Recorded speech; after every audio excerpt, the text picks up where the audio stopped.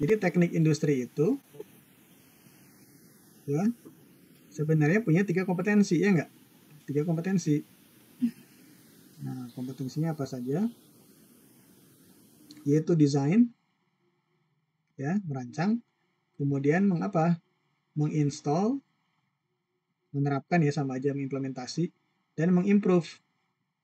Apa yang didesain, diinstall, dan diimprove? Objeknya ya. Objek dari teknik industri adalah apa objeknya? Teman-teman? Sistem bukan Pak? Iya benar. Ini kan kompetensi ya. Kompetensi ada 3 ya. Nah kalau objeknya sistem. Lebih tepat lagi sistem terintegrasi atau integrated system. Ya, terintegrated kenapa? Karena dia memiliki banyak komponen di dalamnya ya. Sistem kan ada komponen-komponennya ya enggak? Habis itu terintegrasi. Kan ada apa aja? Sistem komponennya? Apa aja? Manusia, mesin. Bisa 5M ya, betul. Man, machine, material, apalagi? Money, method, apalagi? Ada lagi tambahannya, misalnya di sini information. Ada energi, gitu ya. Nah, itu semua diintegrasikan ya. Nah, kita desain itu si sistem itu bisa kan sistem kan bisa terdiri dari apa saja? Bisa terdiri dari input, proses, output. Nah, bisa inputnya kita desain, bisa prosesnya, bisa outputnya. Bisa semuanya. Bisa sebagiannya gitu ya. Kita desain, kita install ke input. Ketika belum ada, berarti kita rancang. Ketika sudah dirancang, kita terapkan rancangannya di install. Ya, hasilnya nanti kita evaluasi bagaimana, sudah bagus apa belum. Kalau sudah bagus, kita pertahankan. Kalau masih ada kekurangan, kita perbaiki, improve. Berarti ada rancangan perbaikannya nanti, merancang lagi gitu ya. Begitu aja, ini siklus nih. Ya, siklus gitu. Ya, apa namanya, beriterasi gitu ya, rekursif. Nah, kemudian berulang lah gitu ya, terus menerus siklus. Nah, ini sistem integrasi ini desain, diinstal, diimprove supaya apa? Di sini muncullah tujuannya ya, tujuannya atau purpose-nya. Ya. Purpose-nya apa? Atau goal-nya apa? Supaya si sistem ini menjadi bagaimana? Menjadi ya kalau disederhanakan ya tadi bisa efektif, ya, efisien, ya, optimal, banyak ya kata-kata yang biasa kita gunakan di teknik industri ya. Bisa juga dengan misalnya jargon better secara kualitas, cheaper ya secara biaya gitu, lebih murah. Kemudian apalagi faster gitu secara respon terhadap konsumen, terhadap pelanggan, order sebagainya, delivery-nya lebih baik misalnya gitu ya. Nah, ini tujuannya ini. Nah, ketika bicara IoT, masuk IoT di sini. IoT ini sebetulnya tools ya enggak? Dia itu sebenarnya tools saja, alat bantu. Berarti masuk ke bagian yang mana? Ya, bisa masuk ke bagian yang method. Ya enggak? Ada informasi masuk di dalamnya. Gitu ya. Nah, di sini kan berarti bagaimana metodenya di-improve atau didesain juga, diinstal juga supaya menjadi lebih efektif. Jadi IoT itu sebenarnya masuk ke dalam ya komponen method misalnya gitu ya. Gitu. Bisa terkait sama informasi juga. Gitu. Bisa terkait dengan mesin juga karena di sana ada perangkat-perangkat gitu ya. Bisa terkait dengan manusianya juga bisa karena sumber daya manusianya harus punya literasi IT gitu ya, punya literasi teknologi yang lebih baik gitu ya. Nah, maka nanti Anda sebagai orang teknik industri harus mampu punya kemampuan untuk merancang ya apa namanya? Bagaimana si IoT ini bisa masuk ke dalam rancangan Anda. Ya, merancang sistem IoT-nya. Kemudian setelah itu menginstalnya ya sistem IoT itu dan mengimprove-nya sistem IoT itu untuk diintegrasikan dengan keseluruhan yang ada di sini. Jadi akhirnya IoT ini masuk ke dalam situ dengan tujuan untuk bisa menjadi lebih efektif, lebih efisien, lebih kalau optimal nggak bisa pakai lebih lagi, dia sudah satu-satunya puncaknya. Jadi optimal ya, kemudian lebih baik, bisa better, cheaper, lebih murah, lebih cepat. Kebanyakan cukup dengan menggunakan satu istilah ya terminologi yaitu apa namanya optimal ini ya gitu loh supaya sistemnya optimal bisa prosesnya, ya, bisa inputnya, bisa outputnya, atau secara keseluruhan, input, proses, outputnya, ya. Begitu ya.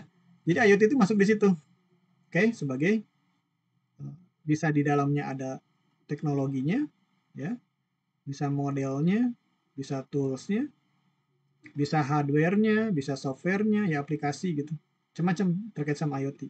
Bisa manware-nya, ya, tadi hardware, software, ada manware, ya, manusianya gitu. Bisa supporting sistemnya apa, sistem yang dibutuhkan untuk mensupport ini, ekosistem dan sebagainya, ya. Baik, kita akan bahas yang pertama adalah apa sih itu Internet of Things, ya. Tadi kan kita ingin mengetahui konsep dasarnya, definisinya gitu ya.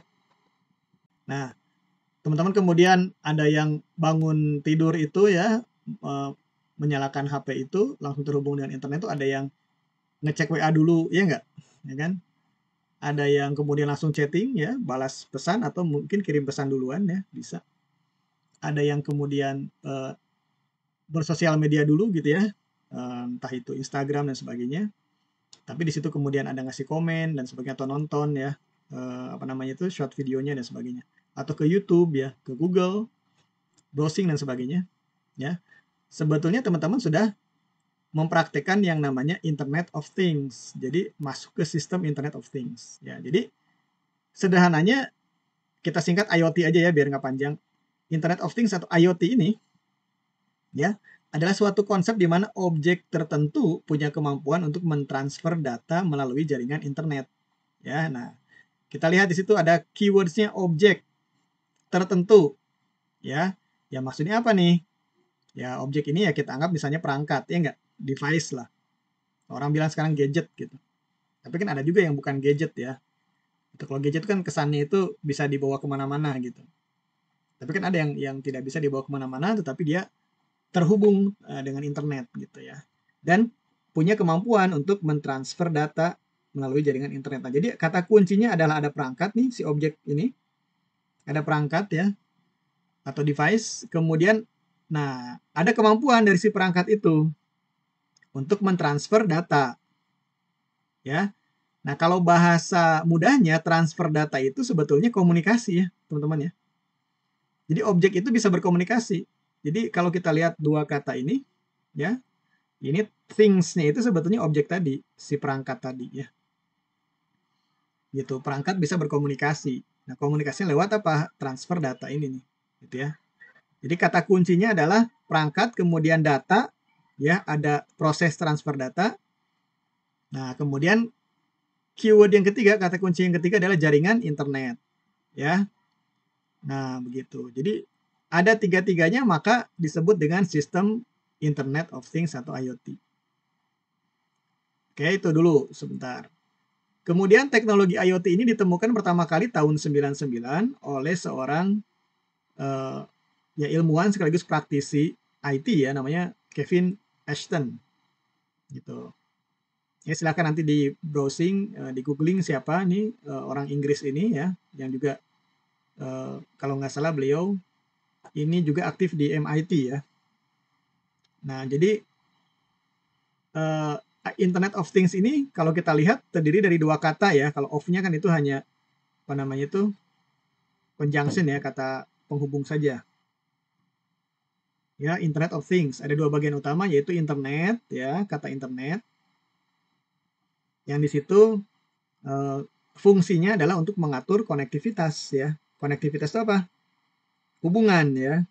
Gitu. Atau komunikasi bisa ya diterjemahkan sebagai konektivitas ini ditafsirkan diterjemahkan sebagai komunikasi. Dan kata yang kedua adalah things. Things-nya itu apa? Tadi nih, objek tertentu tadi, objek atau perangkat ya. Jadi contohnya HP. Jadi ketika sekarang aja nih ya, saya menggunakan laptop nih, ya kan itu kan perangkat laptop ya enggak? Teman-teman ada yang menggunakan laptop juga, ada yang menggunakan HP. Ya. Jadi things-nya itu adalah perangkat saya, perangkat teman-teman, ya enggak? Kemudian ada jaringan internet ya enggak? Nah, itu ada konektivitas melalui jaringan internet itu, terhubunglah perangkat-perangkat kita ini, ya enggak? Nah, karena si perangkat-perangkat ini bisa mentransferkan data, ya nggak? Data ini kan apa contohnya? Data suara saya, ya nggak? Jadi suara saya ini kan sebetulnya aslinya kan apa namanya, gelombang, ya nggak? Ya kan? Gelombang gitu, punya frekuensi. Nah ini kemudian ditransfer ya oleh alat. Di sini ada perangkat ya, alat untuk mengubah dari gelombang menjadi data, ya nggak? Menjadi apa namanya, sinyal gitu kan, ya diubah tuh, kemudian sampailah ke teman-teman gitu ya, padahal teman-teman tidak satu ruangan dengan saya. Nah itu di situ si perangkat itu punya kemampuan, lihat things ini ya, memiliki kemampuan untuk mengumpulkan, menyimpan, memproses data dan mengirimkannya ke internet. Jadi sebelum sampai ke perangkat lawannya ya, perangkat pasangannya, misalnya saya dengan teman-teman nih, itu dikirimkan dulu lewat internet ya. Apa tuh? Datanya. Jadi things ini ya, perangkat-perangkat itu bisa mengumpulkan, misalnya tadi saya bilang laptop saya ini bisa mengumpulkan data suara saya ya. Jadi kenapa dia ada mikrofonnya, ya nggak? Dia bisa mengumpulkan tuh, mengambil, dikumpulkan, kemudian disimpan, ya nggak? Di RAM-nya dia, kemudian diproses ya, pakai di prosesornya dia kan gitu ya. Jadi diproses di prosesor tadi datanya, kemudian dikirimkan ke internet ya, lewat provider ya, internet service provider gitu. Nah, karena kita teknik industri ada hubungannya sama ini nih. Ya, bisa ada smart factory atau smart manufacturing gitu. Ya, terhubung nanti itu. Dengan internet kita bisa memantau dari jauh, bahkan mengoperasikan sistem produksi ya, sistem maintenance dan sebagainya dari jauh ya. Bahkan secara real time. Nah, gitu. Jadi manfaatnya banyak ya, bisa untuk membuat pekerjaan menjadi lebih mudah, lebih cepat, lebih efisien. Ya, kita bisa mendeteksi pengguna dimanapun berada gitu ya. Kemudian tadi sudah dijelaskan nih ya, bisa mengetahui, ada sensor di kulkas untuk mengetahui misalnya bahan-bahan makanan yang sudah kadaluarsa atau tidak, atau sudah habis atau belum ya di kulkas itu. Banyak ya. Jadi smart home, smart factory, smart operation ya, smart city bahkan gitu. Itu teman-teman ya untuk penjelasan di mata kuliah pengantar ini.